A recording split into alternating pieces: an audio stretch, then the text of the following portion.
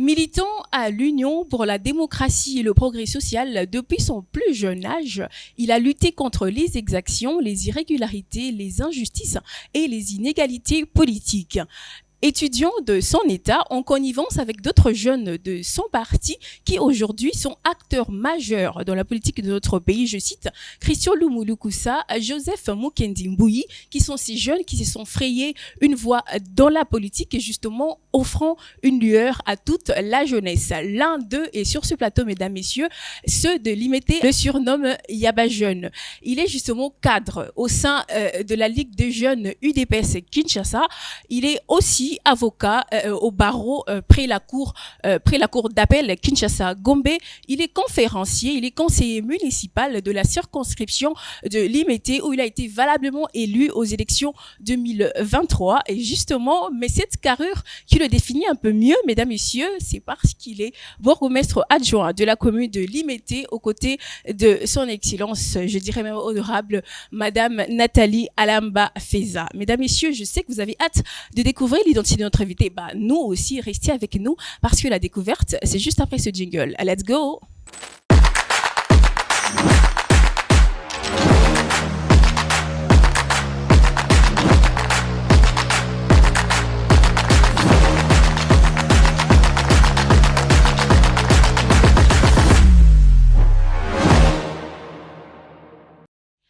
Nouveau jour, nouveau numéro, de nouveaux invités, mesdames, messieurs, sous une caricature que vous n'avez pas l'habitude de suivre. Il est déjà sur ce plateau. Je lui dis bonjour et bienvenue, Excellence. Bonjour, madame. Comment allez-vous? Merci beaucoup.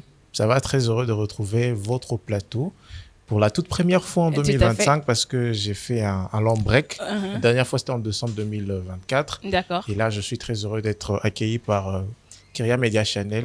Dans sa chronique Mosaïque. En effet. Et dans l'émission Mosaïque. Tout à fait. Alors, vous avez perdu combien d'abonnés depuis que vous êtes marié? En tout cas, je dois demander à mon community manager. Je ne suis pas tellement accroché à ça. Oui, mais est-ce qu'il y a quand même toujours des retours comme avant le mariage? Oui, mais tout le monde était joyeux. Hein. Ah, d'accord. Vous aussi, je crois. Bien évidemment. Vous avez vu? Oui. Et qui n'a pas vu d'ailleurs?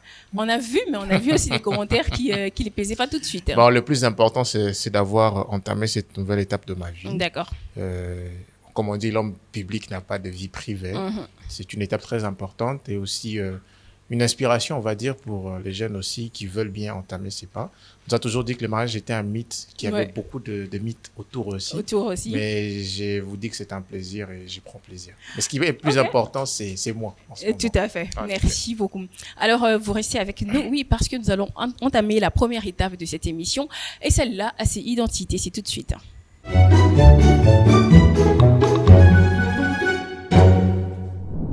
Et oui, la première étape de cette chronique, mesdames, messieurs, consiste à soumettre à notre invité des questionnaires, justement un questionnaire lié à son identité. Monsieur Isaac, je dis votre prénom au préalable, votre nom complet. Isaac Mukendi Tshishimbi. Vous n'avez jamais été vilipendé parce que là, on reconnaît que vous êtes 100% Louba. Bon, vilipendé, non, mais comme toute personne qui a étudié à Kinshasa, vous savez, il y a toujours des provocations qui tournent autour des noms. Ça c'est inévitable. Voilà, je reconnais au moins que les gens avaient du mal à prononcer mon post-nom. Tshishimbi, parfois c'était Tshishimbi, parfois c'était... En effet, de cette manière-là. Un brouhaha. Parfois c'était Tshishimbi au lieu de Tshishimbi. Ben, ça faisait partie de l'ambiance scolaire. Je n'en ai fait aucun problème. Ah, heureusement. Votre lieu et date de naissance? Je suis né à Kinshasa, un certain 15 janvier. Je dois donner l'année? Bien sûr. Je suis un homme public. J'invite tout le monde à aller sillonner sur mes pages. 15 janvier, vous dites? 15 janvier. Okay. D'une certaine année? D'une certaine année. Je suis fier quand même de naître dans le mois de janvier, parce que c'est un mois assez symbolique pour l'histoire même de notre pays.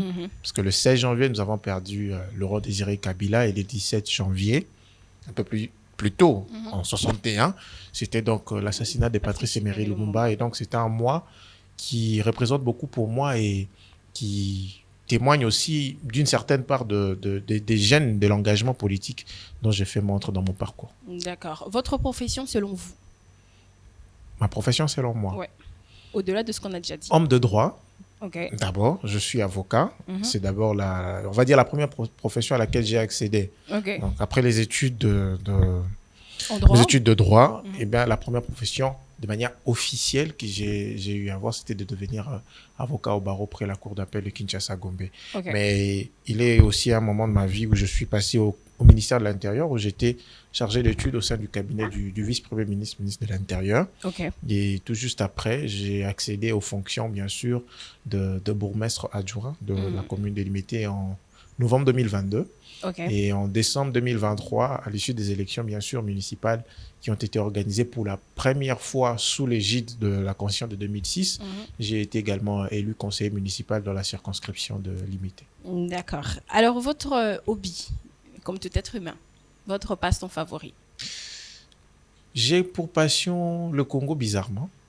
Tout ce qui a trait avec mon pays, j'aime bien. La culture, la musique, le sport, l'environnement, la faune, la flore. Okay. Tout ce qui a trait avec le Congo, j'aime. Ma passion, c'est le Congo. Vous le dites parce que vous êtes un homme d'État?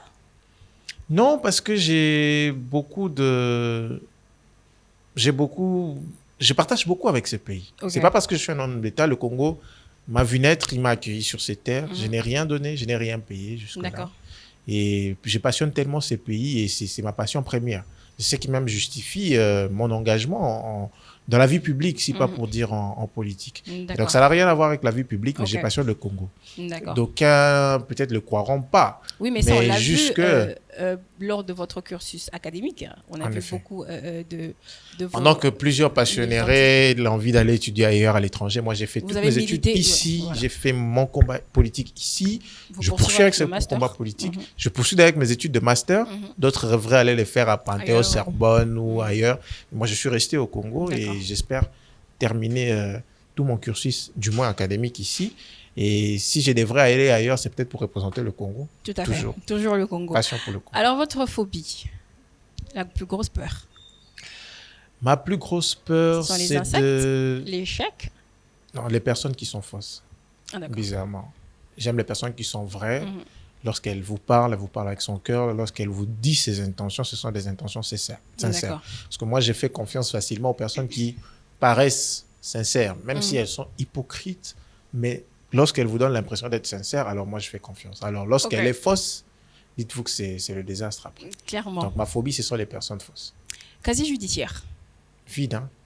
Jamais porté en cause sur qui que ce soit. Oui, comme la Sainte Vierge Marie. Non, mais vous avez des militants. Je suppose que comme monsieur Joseph Mbouyi qui s'est fait arrêter, je pense que d'une certaine façon, en tant que militant, déjà à l'époque, à l'université, on vous a quand même interpellé, intercepté comme ça. Bon, c'était des interpellations sans fondement parce que c'était des manifestations pacifiques.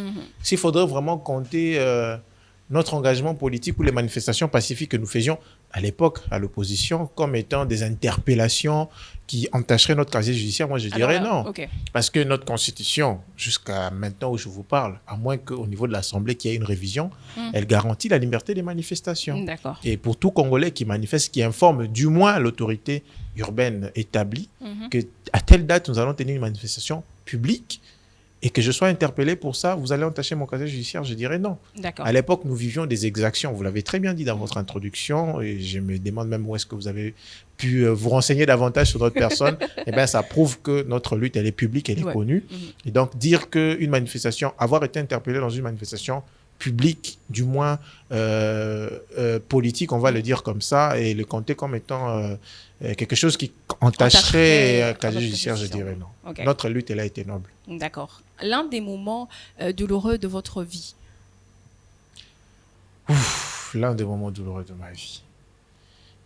J'en ai eu quand même beaucoup. Hein, en politique aussi.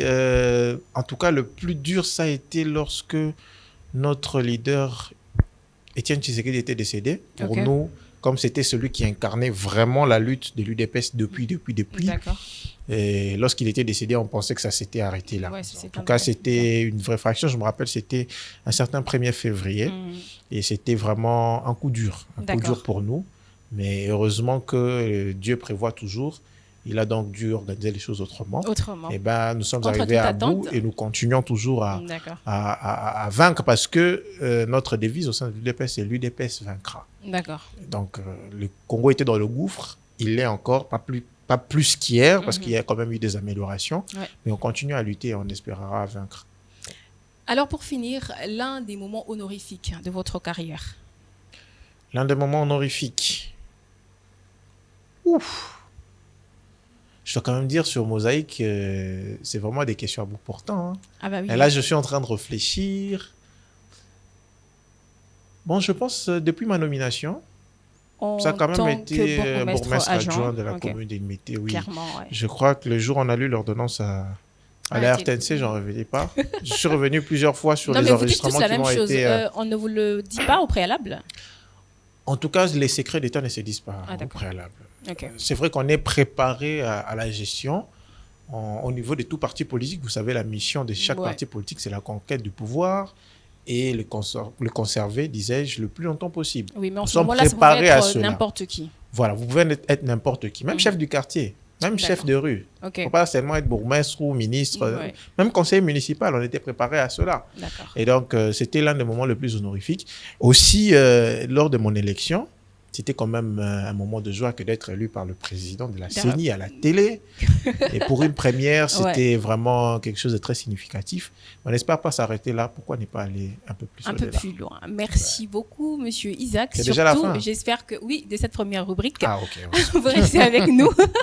Parce que oui, mesdames, messieurs, la prochaine étape, c'est Série phare du jour. Et c'est tout de suite.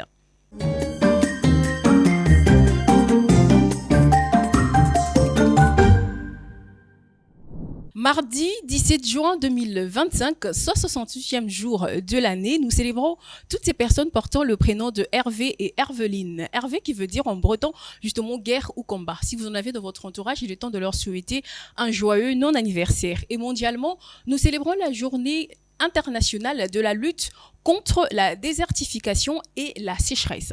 Je me retourne vers vous, Monsieur Isaac. Nous avons suivi plusieurs de vos vidéos accompagnant justement les actions qui luttent contre les insalubrités. Et nous savons que l'insalubrité et le sol ne vivent pas en bonne et due forme.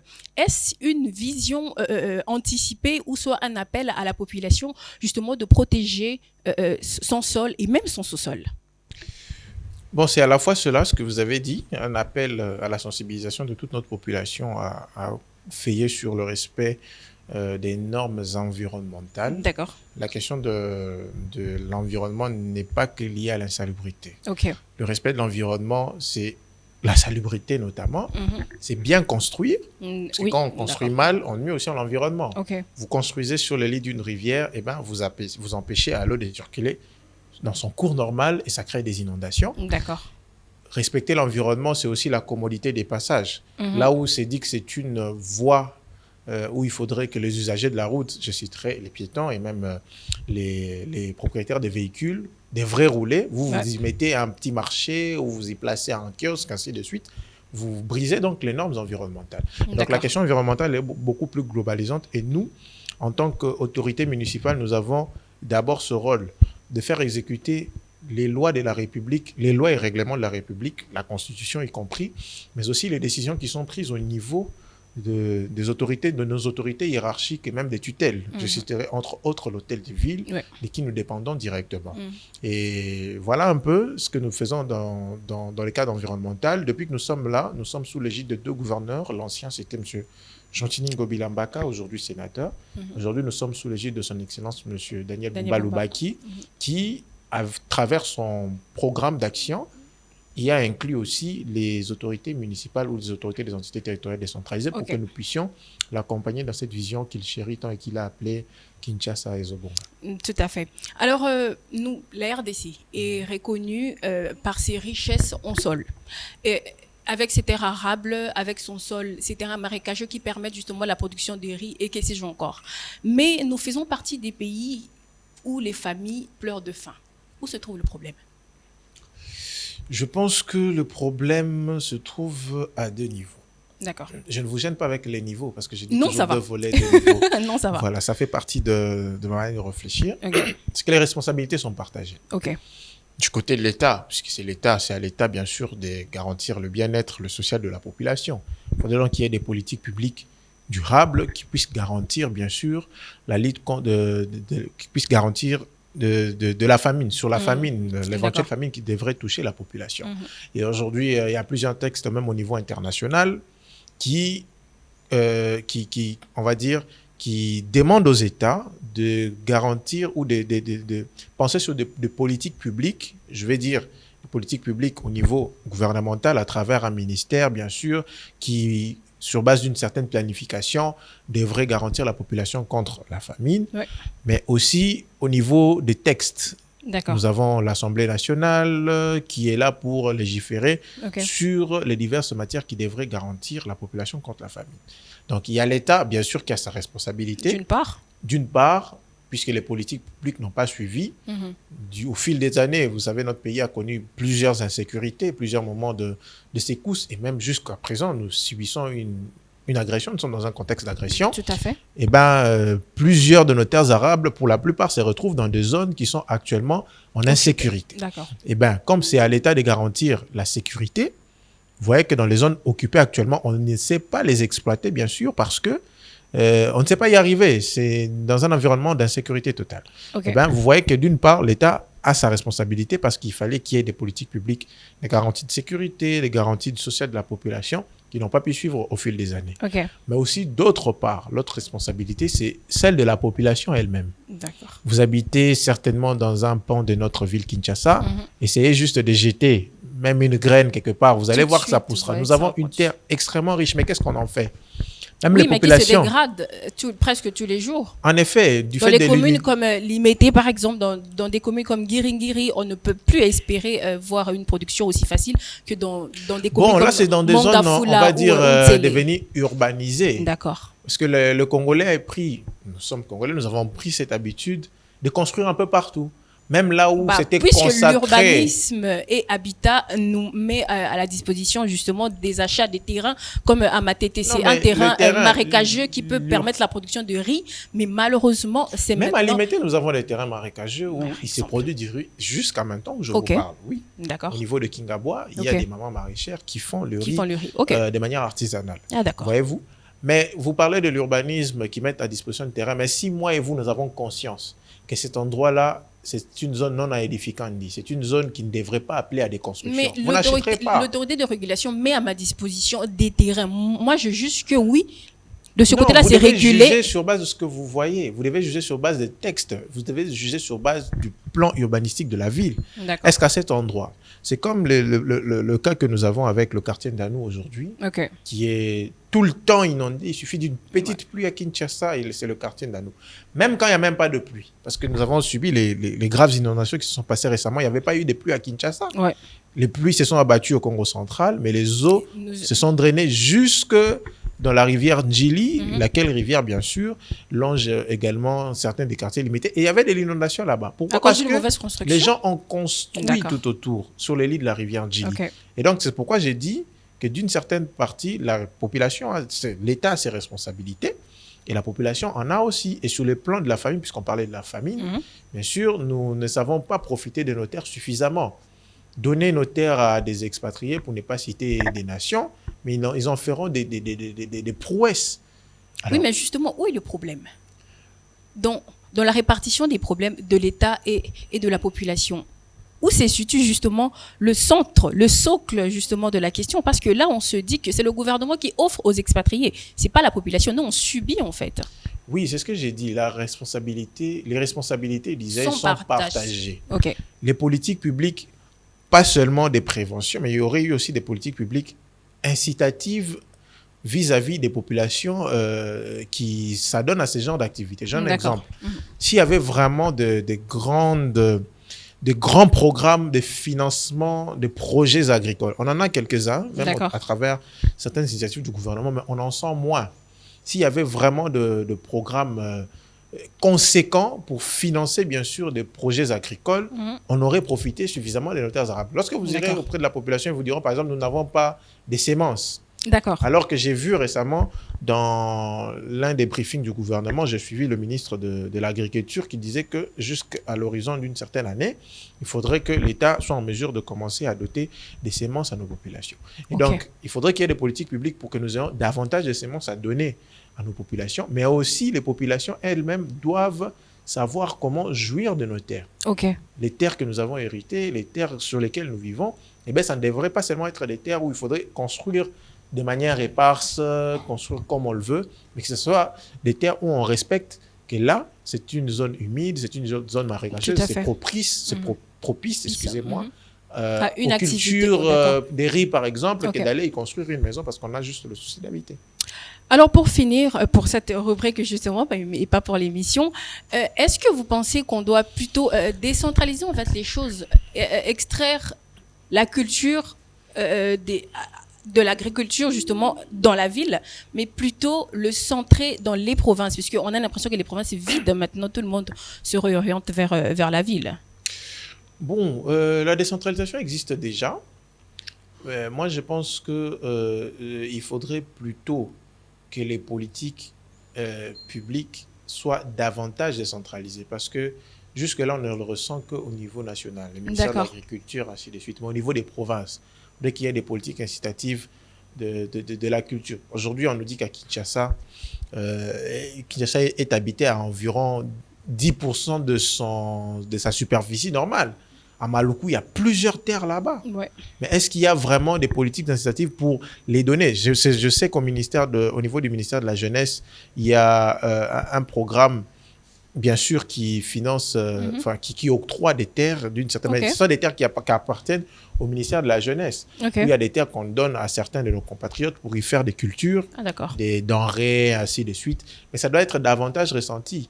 Pourquoi ne pas rapprocher cela même au niveau des communes pour que les gens viennent au niveau local pour prendre connaissance de ces différents programmes afin de valoriser davantage nos terres.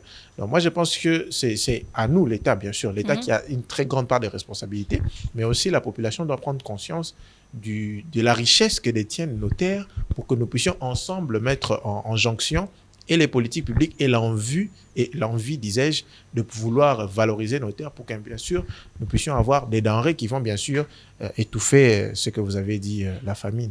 Alors, j'ai dit tout de suite que c'était la dernière question, mais il y a une question qui me vient tout de suite. En parlant d'informer suffisamment la population sur ces richesses, est-ce que vous pensez qu'on doit revoir le programme scolaire? Bien sûr, je suis de ceux qui défendent toujours cette cause. Pourquoi on devrait nous apprendre Napoléon et tout ce qui va avec les terres d'Europe, alors que nous avons un pays où chaque jour il y a des découvertes, et sur le plan de la faune et de la flore, il y a des animaux qu'on découvre, on va dire des bêtes, qu'on découvre tous les jours, des êtres vivants qu'on découvre tous les jours, des types d'arbres, des types de plantes qu'on découvre tous les jours au Congo.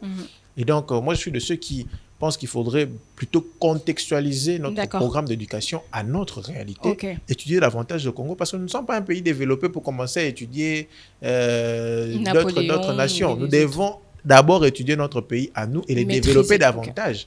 Et les faire enseigner aux autres la richesse du Congo. Que nous puissions étudier, apprendre tout ce qui a trait avec les exploitations, les explorations des étrangers, même ce que nous avons subi. Aujourd'hui, nous étudions des choses qui sont peut-être fausses. Moi, je suis toujours de ceux qui ne pensent pas que c'est Diego Cao qui a découvert l'embouchure du fleuve Congo. Alors qu'il y avait, et en 1482, alors qu'il y avait le royaume Congo, il y avait tous ces gens au niveau du Congo central. Voyez-vous, donc, le besoin serait d'adapter notre système éducatif à nos réalités, à nos réalités sociales, nos réalités économiques, nos réalités socio-culturelles, pour que nous apprenions davantage le Congo et que nous sachions davantage développer notre pays. Apprendre suffisamment sur le Congo, oui, si c'est votre mot de fin. Aujourd'hui, on a célébré la journée mondiale justement de la désertification et de la sécheresse. Merci beaucoup, Monsieur Isaac, d'avoir partagé ce moment avec nous. Mais ne quittez pas, mesdames, messieurs. Oui, nous allons rentrer dans le tréfonds de notre invité. Là, les airs un peu plus renfermés, mais oui, nous allons essayer de dégourdir un peu cet homme aux airs un peu sereins. Et c'est tout de suite dans Invité.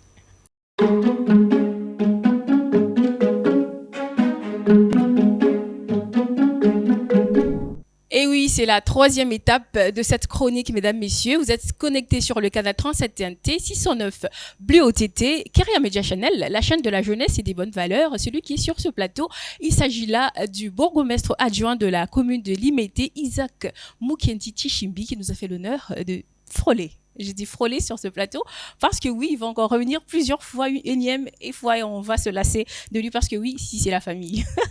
Alors, monsieur Isaac Mukendi, Nous avons vu beaucoup de vos vidéos. Moi, j'ai plusieurs de vos vidéos que nous allons balancer et justement que vous allez suivre en amont, en aval, entre les deux.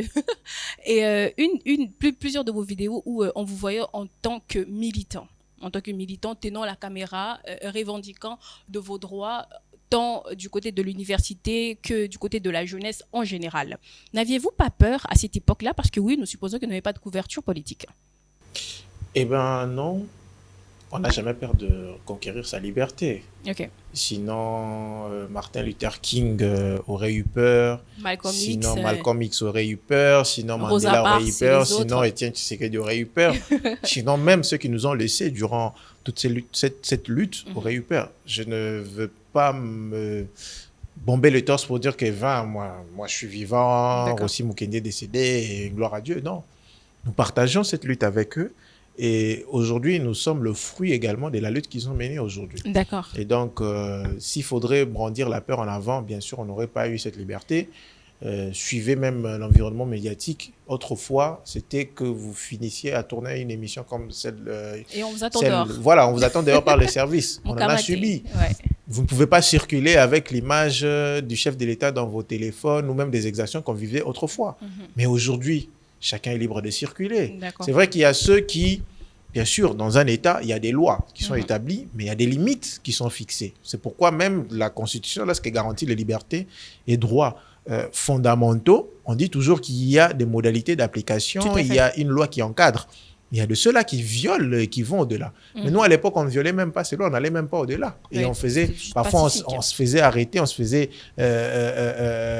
arrêter, interpeller, même dans les sites universitaires qui se veut apolitique. Moi, j'ai fait l'UNIKIN, jusque, bien sûr, à l'accession de l'actuel chef de l'État au pouvoir. Eh bien, nous avons subi ce genre de choses. Nous avons risqué même d'être chassés de l'université à cause de nos convictions politiques.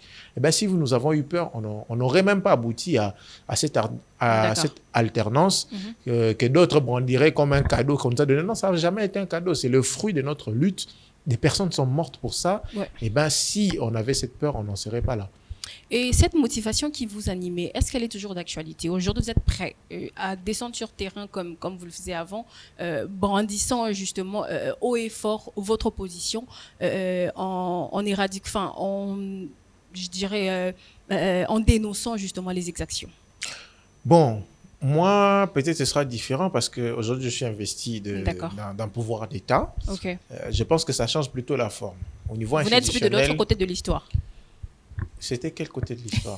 Bref, à l'époque, j'étais à l'opposition. La représentation de l'État j'incarne bien sûr un pouvoir public.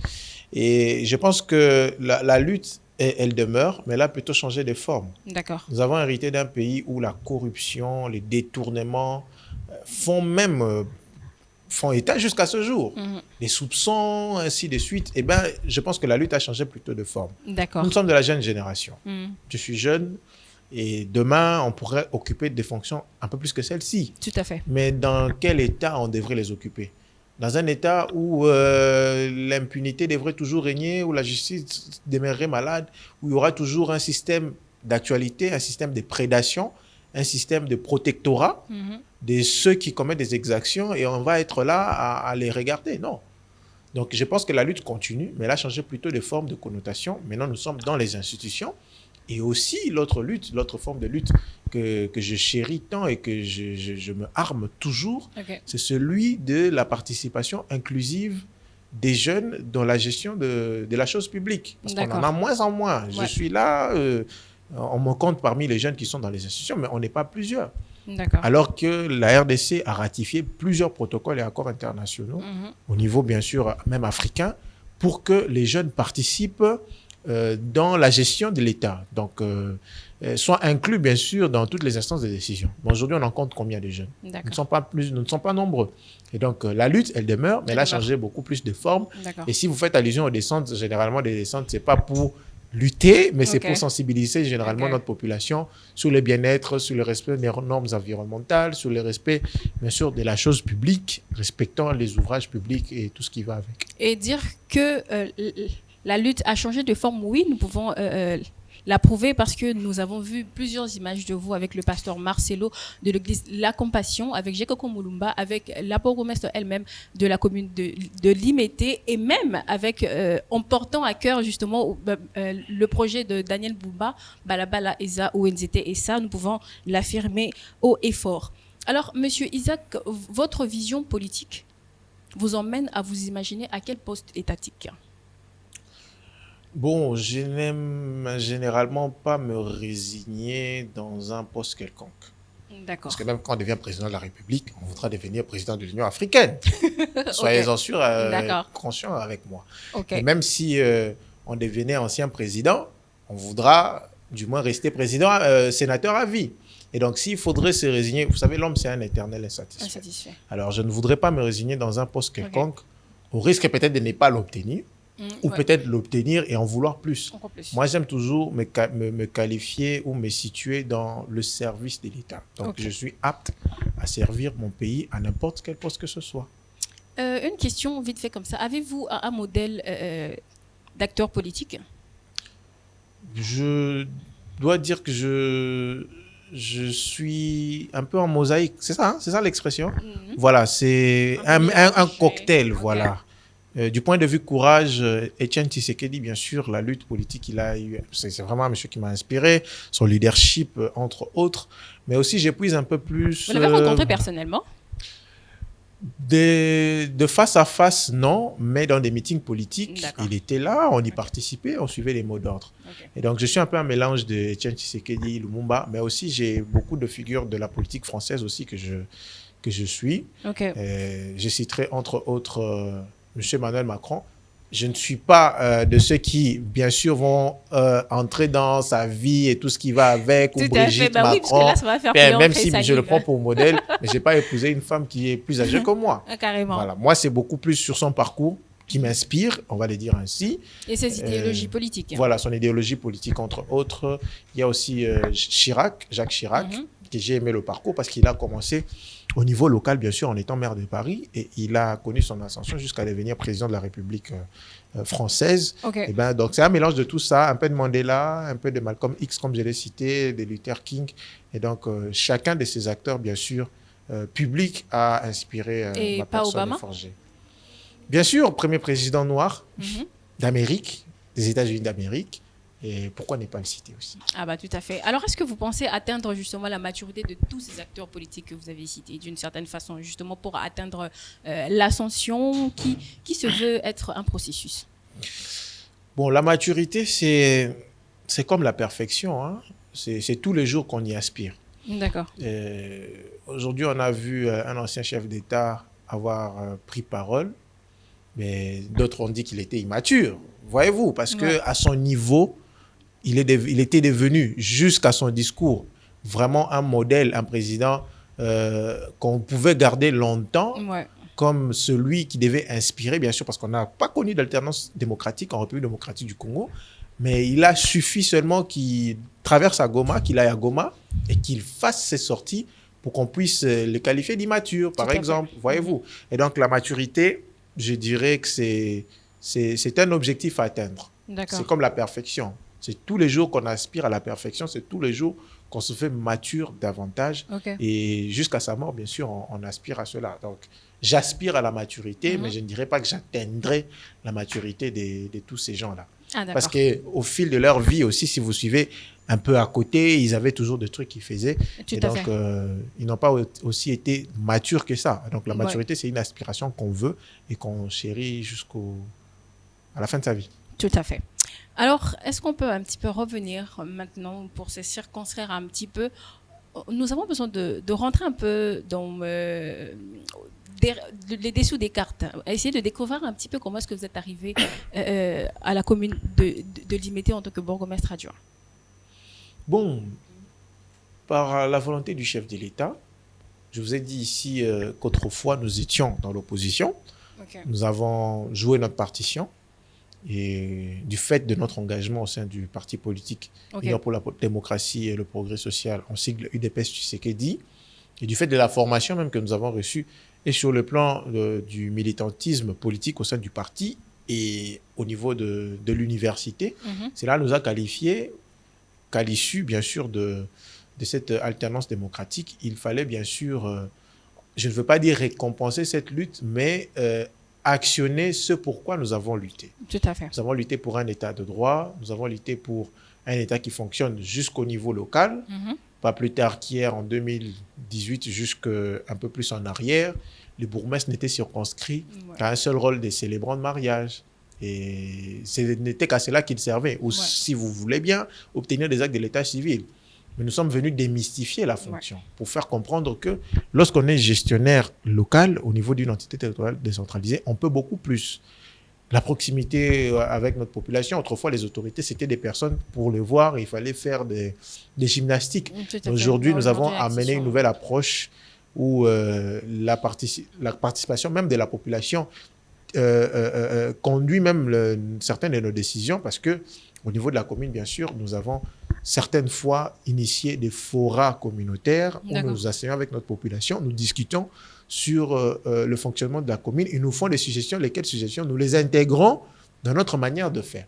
Et donc, c'est tout ça qui a modélé, bien sûr, notre personne, et nous en sommes ici et nous en sommes fiers. Oui, mais avec cette vision des choses, est-ce que vous pensez que l'RDC peut devenir un État fédéral, justement, où nous laissons la charge aux gouverneurs qui, eux aussi, octroient à leurs successeurs? Si je contextualise avec l'histoire que nous avons connue dans notre pays, je pense que le fédéralisme ne serait pas une très bonne idée, je m'explique. Ou soit ce n'est pas encore le moment. En tout cas, ce n'est pas une bonne idée pour moi. Parce que nous avons connu autrefois la sécession katangaise, bien qu'elle n'avait peut-être pas abouti comme ses partisans ou ses protagonistes le voulaient. Et à un moment, vous voyez, avec ce qui s'est vu au Kivu, figurez-vous que le Kivu soit un État fédéral, on aurait poussé la population à une prétendue autodétermination pour dire que le Kivu ne fait plus partie du Congo. Et donc, moi, je plaiderais pour qu'on maintienne cette forme, mais que l'on puisse supprimer certaines institutions que je juge, à mon sens, inutiles. On va vous lapider après. À mon sens, j'ai un regard de scientifique. D'accord. Je suis politique, c'est vrai, mais là, je pose un regard de scientifique. Et j'analyse, bien sûr, l'environnement socio-politique de notre pays. Et j'estime qu'il y a des institutions qui, en plus d'être budgétivores, ne nous servent à rien, qui rendent la machine beaucoup plus lourde. Voyez un peu à travers nos provinces. Il sévit plusieurs instabilités politiques. Et vous connaissez la raison. Le dualisme institutionnel qui devrait en principe être un sujet d'harmonie entre l'exécutif et le législatif, donc les assemblées provinciales et le gouvernement provinciaux, ça devait être en harmonie, mais aujourd'hui c'est devenu des guéguerres. Une province comme le Sankourou, par exemple, depuis le début du premier quinquennat du chef de l'État et même jusqu'à présent, elle vit, cette province, une ingouvernabilité hors pair. Il suffit que le gouverneur soit élu. Les mêmes députés qui ont élu le gouverneur, mais lorsqu'il vient présenter son programme d'action gouvernementale, ils réfutent ce programme. Ils ne veulent pas investir le gouvernement provincial. Après, ce sont des déchéances, après, ce sont des mises en accusation, et on les vit un peu partout, cette instabilité dans nos provinces. Et lorsque je l'ai dit, vous savez déjà à quoi j'ai fait allusion. Qu'est-ce qu'il faudrait supprimer? Voyez-vous, aujourd'hui, les gouverneurs qui représentent le chef de l'État dans sa province est responsable devant cette assemblée provinciale. Alors que si le gouverneur n'arrive pas à actionner à bon escient son programme gouvernemental, directement on indexe le chef de l'État, alors que c'est le gouverneur, bien sûr, qui devait être indexé. Tout à fait. Parce qu'il a été élu de manière indirecte, parce qu'il y a une démocratie indirecte qui veut à ce que le gouverneur soit élu par les députés provinciaux, lesquels députés provinciaux sont élus par le gouverneur, par la population. Mais le comptable, à la fin de la gestion quinquennale, c'est le président de la République. Vous voyez qu'il y a un problème. Au niveau même de notre mentalité et au niveau institutionnel, cela ne cadre pas. Et donc, à mon niveau, je pense qu'il faudrait qu'il y ait une vraie réforme institutionnelle pour que nous ayons des institutions qui se veulent être souples, mais qu'au moment où on établira des responsabilités à la fin d'un quinquennat, qu'on indexe exactement, c'est lui qui devrait en être le vrai responsable. Alors, notre dernière question, justement, pour clore cette troisième étape de notre émission, nous avons tous vu le partisan, le militant de l'UDPS qui a été sauvagement abattu et il a succombé de ses blessures. Le procès qui s'est tenu hier, condamnant ainsi 9 personnes à mort et 2 qui sont acquittées. Est-ce que vous pouvez faire une lecture générale sur cette question, mais d'abord en tant que leader cadre justement du parti UDPS et aussi dans sa généralité? Bon, ma lecture sera... Bon, parce que moi je suis juriste, voyez-vous. Et donc, le dossier, il est encore en phase d'instance. C'est vrai que la condamnation, elle a eu lieu hier, mais les personnes condamnées ont droit, bien sûr, à formuler ou à interjecter un appel.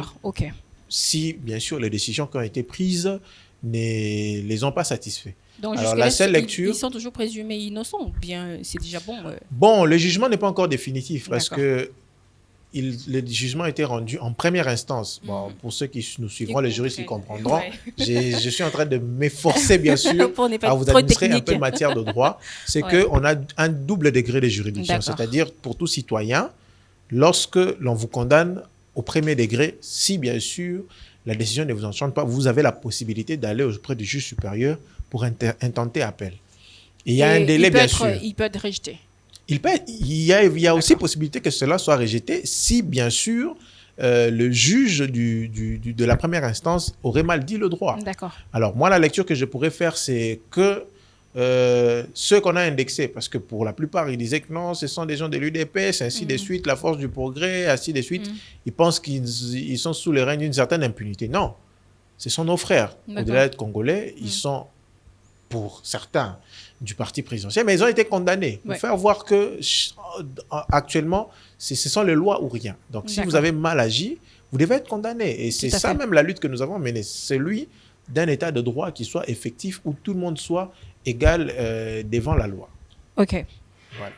Alors, pour finir, c'est ça, une toute dernière question. On a une recrudescence actuellement des braquages de par-ci et par-là. La commune de Limete, je n'ai pas... Si, on a déjà... Ouais, l'avant-dernier braquage, c'était dans la commune. C'est la commune d'ailleurs qui a le plus connu des cas de braquage. Je vous signale, en moins de 2 mois, nous en avons connu à peu près 5. Et en plein jour, en fait, c'est ce qui inquiète tout le monde. Est-ce qu'on doit se lasser d'œuvrer justement dans nos activités quotidiennes par peur justement d'être braqué, puisque là, ce sont les campistes qui sont les plus ciblés généralement, ou soit on doit affronter cela espérant que vous qui faites partie de l'État, vous nous veniez en secours. Bon, l'État joue sa part. Et les braquages n'ont pas commencé à Kinshasa. La preuve, c'est que vous appelez ça braquage. Ce n'est pas un mot congolais. Oui, mais il y a recrudescence actuellement français. En plein jour. En effet. Et des pères des familles tombent. En effet. Je veux vous faire comprendre que le braquage n'est pas qu'une réalité congolaise. C'est une réalité qui existe partout dans le monde. Mais ce n'est pas une raison pour qu'on la justifie. C'est un phénomène. Les phénomènes sont ponctuels. Ils arrivent pendant une certaine période et ils disparaissent. Et c'est à l'État maintenant de jouer sa part de responsabilité. Parce que l'État, à travers bien sûr les services de sécurité, entre autres la police nationale congolaise, a ce devoir, ce rôle de protéger les personnes et leurs biens. Oui, mais on dit qu'ils sont sous couvert de l'État. Ah, ça, ils vous ont dit. Moi, ils ne me l'ont pas dit. Oui, on a ouï dire. Bon, ça sont les bruits de la rue. On ne va pas quand même tabler sur des supputations, des suppositions. Donc, il faudrait qu'on aille sur du concret. Ce que nous remarquons, c'est qu'il y a un phénomène qui prend de l'ampleur à Kinshasa où des personnes non autrement identifiés se permettent de se munir des armes à feu pour traquer ou braquer les paisibles citoyens ou les personnes qui s'évertuent dans le commerce de la monnaie, s'il faut le dire ainsi. C'est un phénomène et l'État déjà prend des mesures. J'ai suivi hier sur la radio Okapi le directeur de cabinet adjoint du ministre national de l'Intérieur, M. Elie Koumbi, le directeur de cabinet, qui a étayé un train de mesures qui est déjà en train d'être pris par l'État et qui aurait déjà donné même certains signaux positifs parce que des braqueurs qui se sont évertués à braquer au niveau des Lemba ont été interpellés, arrêtés et sont sous emprise judiciaire actuellement. Et donc c'est un phénomène et l'État doit jouer sa part de responsabilité pour sécuriser davantage les personnes et leurs biens. Et aussi, ce que les gens ne savent pas, c'est qu'il y a un mécanisme au niveau justement du ministère de l'Intérieur qui permet à tracer toutes ces armes qui se retrouvent entre les mains des citoyens. Ça, en fait, bien sûr, au niveau de la Commission nationale du contrôle des armes légères et des petits calibres, c'est que toute arme devait avoir un numéro d'immatriculation. Et donc, si on attrape une arme entre les mains d'un citoyen, à partir de ce numéro, on sait retracer. Okay. Est-ce que c'est une arme de la police nationale? Est-ce que c'est une arme de l'armée? Est-ce que c'est une arme d'autodéfense? Et c'est sur base de cela qu'on pourra maintenant retracer jusqu'à remonter, si pas l'auteur intellectuel ou le réseau mafieux qui s'évertue dans ce genre d'activité illicite. Merci beaucoup, Monsieur Isaac, surtout pour cet échange très enrichissant. Mais je vous garde parce que oui, les prochaines étapes vont être un peu plus engloutissantes. Je vous signale. Et oui, c'est la fin de la 3e étape de cette émission. Invité, mesdames et messieurs, nous sommes rentrés justement dans le tréfonds de notre invité. Vous avez vu qu'il peut toujours encore beaucoup plus dire sur lui. Et là, vous l'avez découvert. Restez avec nous, oui, parce que c'est le moment le plus fatidique, plus attendu de tous nos téléspectateurs. Tout de suite, face to face, à la 4e étape.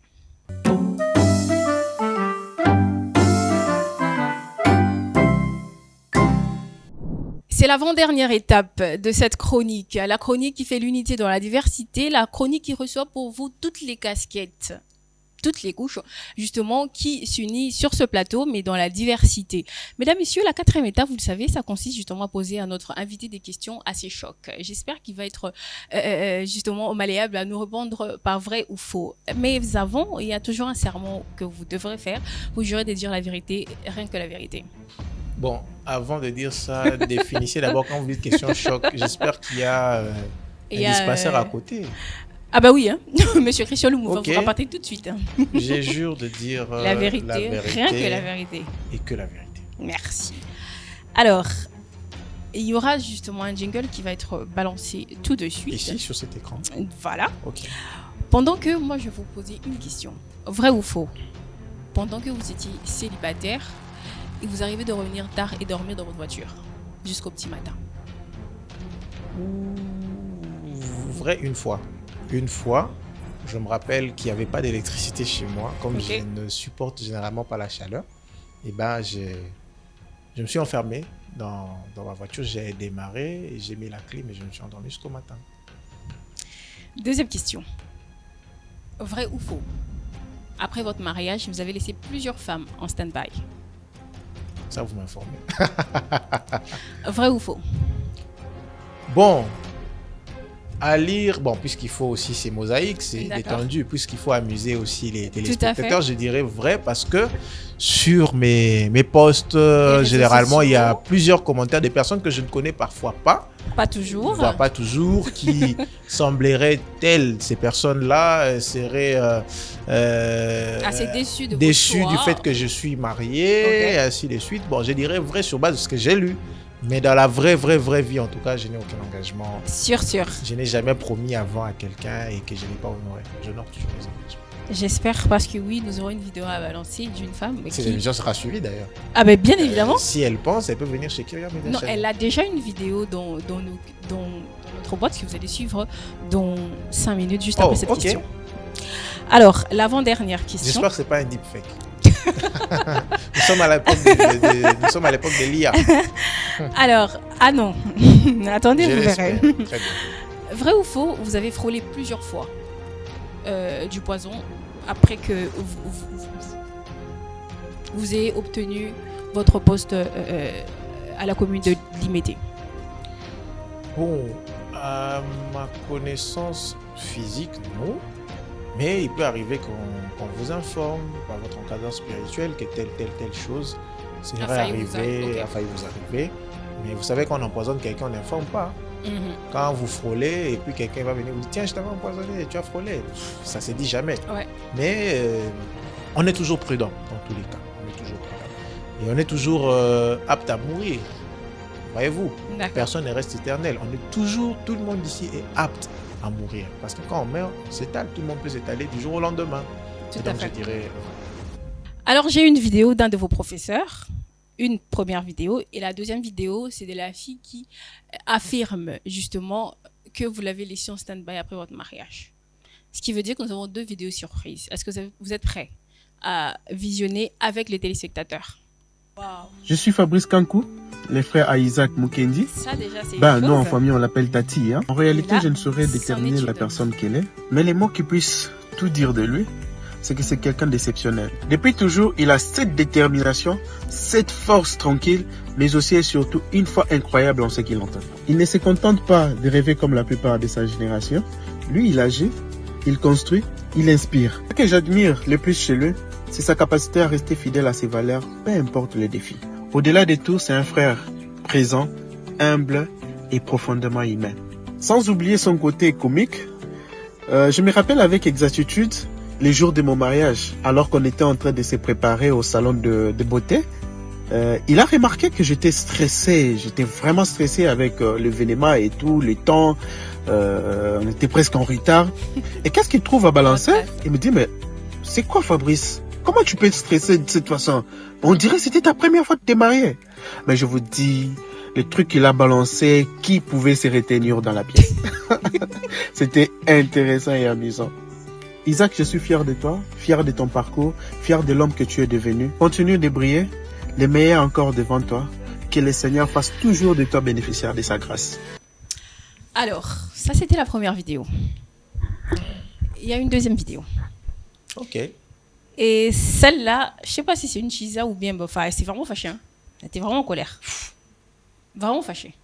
Tout le monde a le droit de se fâcher. Mais c'est ça la démocratie. Mais elle s'est fâchée en anglais. Du coup, moi, j'ai rien compris de ce qu'elle a dit. Ah. Ouais. Et du coup, je pense que. Les colères anglaises, c'est aussi bien à entendre. Et tout. Ça fait rire. Et j'espère que vous comprenez tout l'anglais. Donc là, ça va passer. Oui, ça passe. Voilà, c'est la deuxième vidéo. Hi, big bro. It's Flora here. I wanted to make a video, but circumstances didn't allow me to. But I did the next best thing. I hope you're doing well, and I'm sure this is going to be so much of a surprise to you. I just wanted to take a moment to just acknowledge how wonderful of a brother you are. You're such a wonderful person. You've always thought about others. You are very humble, very mature for your age. You've managed to accomplish things that people have accomplished at an older age, and you have accomplished it at a very young age. You make me very proud. You're a very good role model.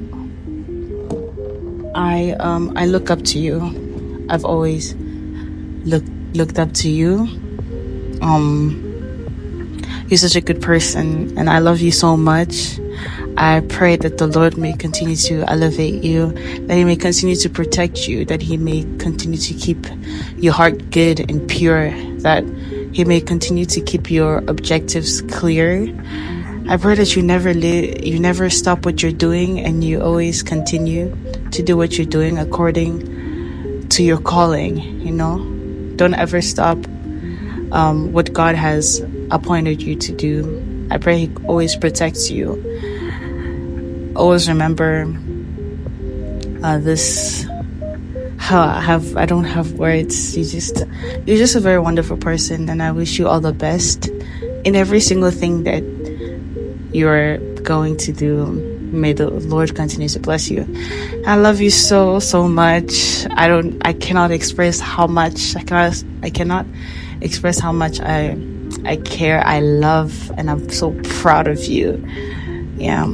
I pray that you have a wonderful day. Bye. Toute la famille est fière de toi. Alors, la première personne, qui c'était? Bon, je commence d'abord par vous remettre ceci. Par peur que ça se perde. Parce que les émotions sont grandes. Bon, oui. À un moment, je me disais, c'est quoi cette surprise que je pourrais bien me faire? Eh bien, je suis très surpris. Ouais. Mais ce sont les membres de ma famille. Okay. Le tout premier, c'est mon frère. Et la seconde, c'est ma sœur qui est à l'étranger. Mm-hmm. Et qui, bien sûr, ne faisait que dire qu'ils sont fiers de moi. Ils ont étayé les différentes facettes, mes autres facettes à moi. Quelqu'un de très comique. Ouais. Mais aussi quelqu'un de déterminé, même quand il s'agit de la famille. Je continue à montrer cette détermination. Et quel effet ça vous fait? Bon. Je sais qu'en famille, ça se dit rarement. Hein, des je t'aime, je pense à toi. Oui, dans les familles africaines, hein, essayez d'aller dire à maman je t'aime. Peut-être qu'elle va vous lancer un truc. Regardez, ouais, carrément. Ah ouais, c'est comme ça dans les familles africaines. C'est qu'on s'aime, mais on ne se le dit pas assez. Bon, chez nous, ça se dit quand même. On a appris cette culture. Et moi, je suis surpris. Ça me fait en même temps du bien.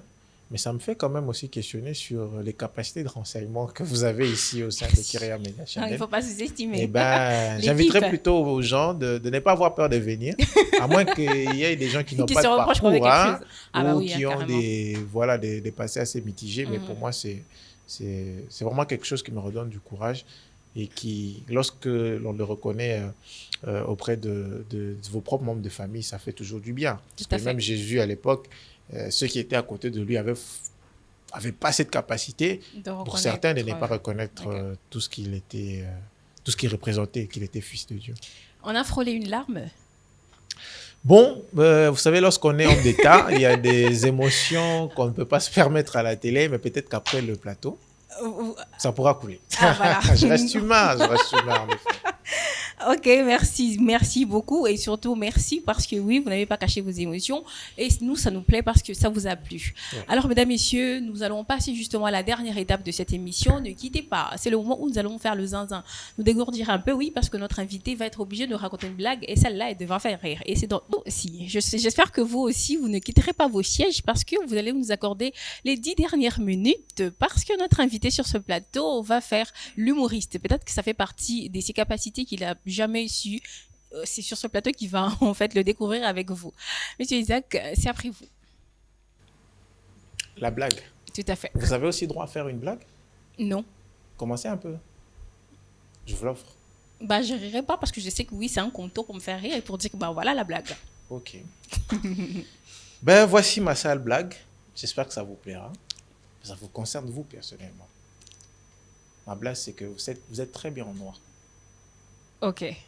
Voilà, vous avez des chaussures noires, un boubou noir, une robe noire, un boubou noir, mon micro noir, mes cheveux noirs, ma peau est noire. Mais je ne sais pas vous amener à l'église du pasteur Voici l'homme. Parce que là-bas, il faudrait que vous ayez un foulard. J'ai quand même prévu ça pour vous. Et pourquoi? Il est tout juste là.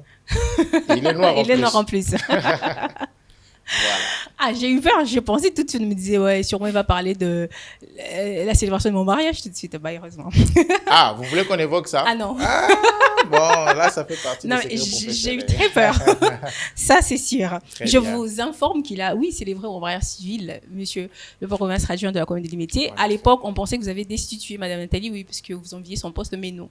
Il vous a juste... Alors là, c'est vraiment une blague à ne pas prendre en compte, hein. C'est une dame de fer, une dame que j'admire et que j'apprécie énormément. Nous travaillons en harmonie. Et ben, c'est le destin qui nous a amenés tous là. Okay. Et voilà, elle fait son travail. Je l'accompagne dans sa vision aussi. Et elle me comprend. Nous travaillons en synergie pour l'évolution de notre commune, malgré toutes les difficultés qui entourent parfois la profession. C'est pas toujours facile, mais on n'a jamais eu de problème et je ne pense pas qu'on en aura. Tout à fait. Merci beaucoup. Merci, c'est la fin complète justement de cette chronique qui fait l'unité de la diversité mosaïque et qui a eu le plaisir de vous recevoir aujourd'hui. Je pense que c'est la première fois dans cette chronique, mais pas la dernière. Non, en tout cas, c'est surtout que j'ai découvert que votre PCA, c'est quelqu'un avec qui nous sommes assez proches et nous avons milité ensemble. Et ben, désormais, Kyria Media Channel, c'est ma maison. Ça reste la famille et nous espérons avoir des accréditations de l'autre côté. Ben oui, hein. Ah ben oui, mais hein. Venez. Mais quand on va vous dire l'accréditation de la commune, c'est, je vais pas dire le montant, mais ayez les nerfs pour accepter ça. Parce que au niveau local, ça laisse encore à désirer, bien sûr. Tout à fait. Mais vous serez la bienvenue. Il y a pas mal d'activités au niveau de la commune. C'est très enrichissant aussi. Je sais pas pourquoi nombreux s'en intéressent pas, mais ayez votre regard là-bas et vous n'en serez pas dessus. Nous y serons très, très, très bientôt. Mesdames, messieurs, merci d'être restés scotchés 1 heure durant suivant votre chronique. C'était la Ketia Boloua qui vous a présenté cette chronique avec le même plaisir. Retrouvez-nous prochainement sur la même chaîne à la même heure. Quant à moi, je vous dis bye bye.